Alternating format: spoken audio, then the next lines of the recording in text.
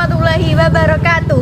Perkenalkan, nama saya Rahmadu Nirmal dan saya Cecilia Anggundri Agustin.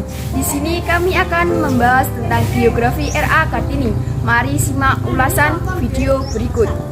Biografi R.A. Kartini. Nama lengkap Raden Ajeng Kartini Djojo Adiningrat. Nama lain R.A. Kartini. Tempat dan tanggal lahir di Jepara, Jawa Tengah 21 April 1879. Ia wafat di Rembang, Jawa Tengah 17 September 1904. Agama Islam.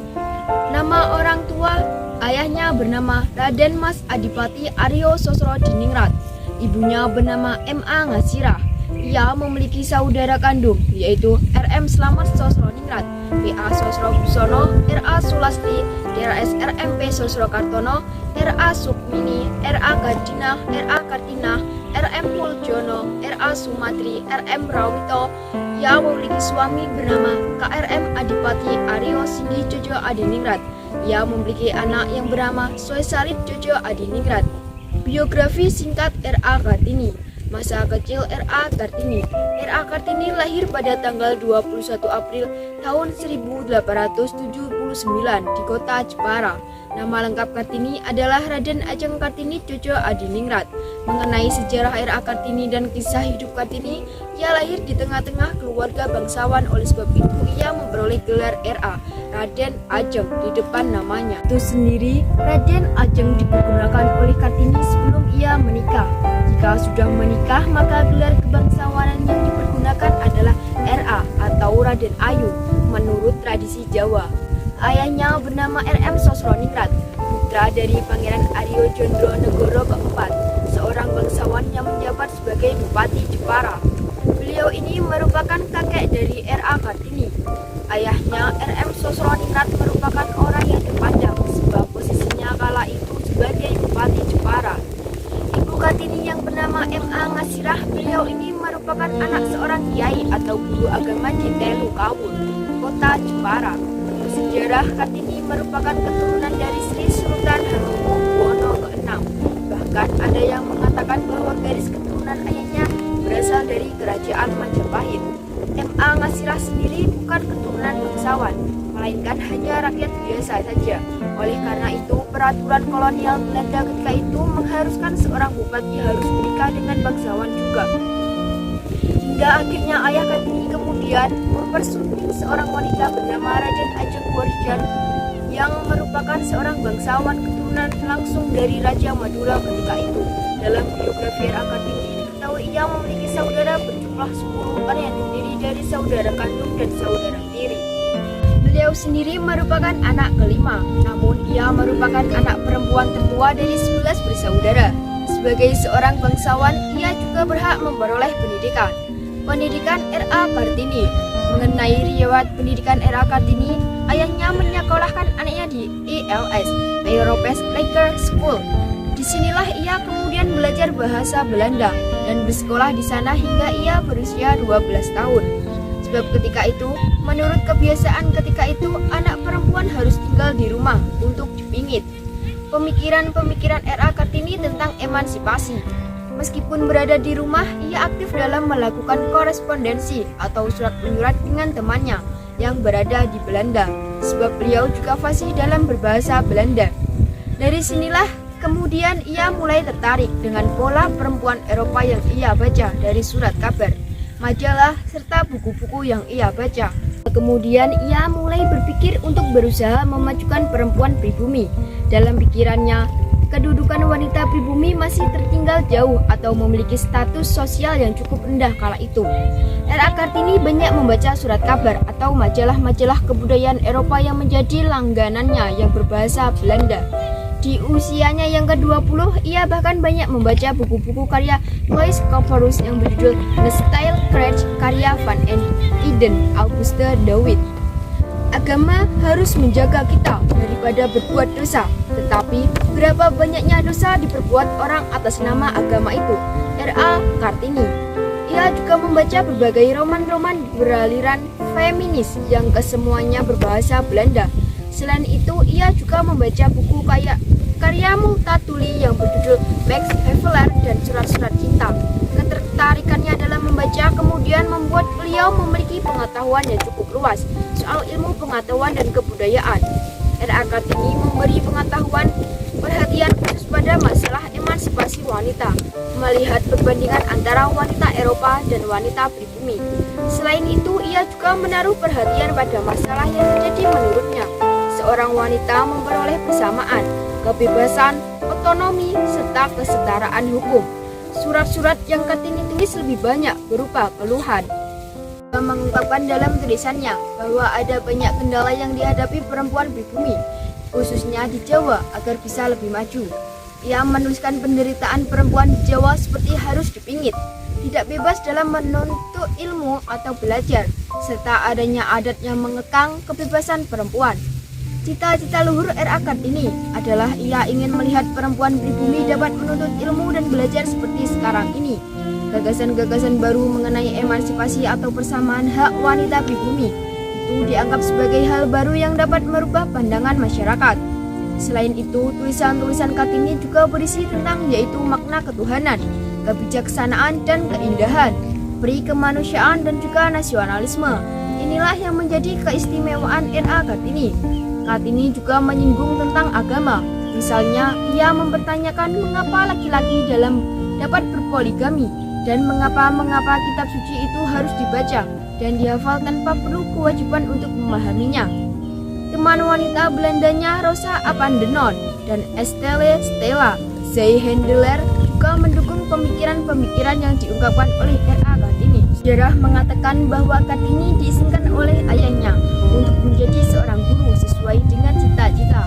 Namun ia dilarang untuk melanjutkan studinya untuk belajar di Batavia ataupun ke negeri Belanda. Hingga pada akhirnya ia tidak dapat melanjutkan cita-citanya, baik belajar menjadi guru di Batavia ataupun juga kuliah di negeri Belanda. Meskipun ketika itu ia menerima beasiswa untuk belajar ke sana. Pada tahun 1903, pada saat R.A. Kartini berusia sekitar 24 tahun, ia dinikahkan oleh K.R.M. Adipati Aryo Singgijojo Adiningrat, yang merupakan seorang bangsawan dan juga bupati di Rembang yang telah memiliki 3 orang istri. Meskipun begitu, suami R.A. Kartini yakni K.R.M. Adipati Aryo Singgijojo Adiningrat memahami apa yang menjadi keinginan istrinya itu, sehingga ia kemudian diberi kebebasan untuk mendirikan sekolah wanita pertama. Sekolah itu berdiri di sebelah kantor pemerintahan Kabupaten Rembang, yang kemudian sekarang dikenal sebagai Gedung Pramuka. R.M. Adipati Aryo Singgijojo Adiningrat. R.A. Kartini kemudian melahirkan anak bernama Sosalit Jojo Adiningrat yang lahir pada tanggal 13 September 1904. Namun miris, beberapa hari kemudian setelah melahirkan anak yang pertama, R.A. Kartini kemudian wafat pada tanggal 17 September 1904. Di usianya yang masih sangat muda, yaitu 24 tahun, beliau kemudian dikebumikan di Desa Bulu, Kabupaten Rembang. Berkat perjuangannya yang kemudian pada tahun 1912 berdirilah sekolah wanita oleh Yayasan Kartini di Semarang, kemudian meluas ke Surabaya, Yogyakarta, Malang, Madiun, Cirebon, serta daerah lainnya. Sekolah tersebut kemudian diberi nama Sekolah Kartini untuk menghormati jasa-jasanya. Yayasan tersebut milik keluarga Van Deventer, seorang tokoh politik etis di era kolonial Belanda. Terbitnya buku Habis Gelap Terbitlah Terang. Sepeninggal R.A. Kartini, kemudian seorang pria Belanda bernama J.H. Abendanon yang ketika itu menjabat sebagai Menteri Kebudayaan, Agama, dan Kerajinan Hindia Belanda. Ia mulai mengumpulkan surat-surat yang pernah ditulis oleh R.A. Kartini ketika ia aktif melakukan korespondensi dengan teman-temannya yang berada di Eropa ketika itu. Dari situ kemudian disusunlah buku yang awalnya berjudul Dort Duistenstitut Licht, yang kemudian diterjemahkan dengan judul Dari Kegelapan Menuju Cahaya, yang terbit pada tahun 1911. Buku tersebut dicetak sebanyak 5 kali dan cetakan kelima terdapat surat-surat yang ditulis oleh Kartini.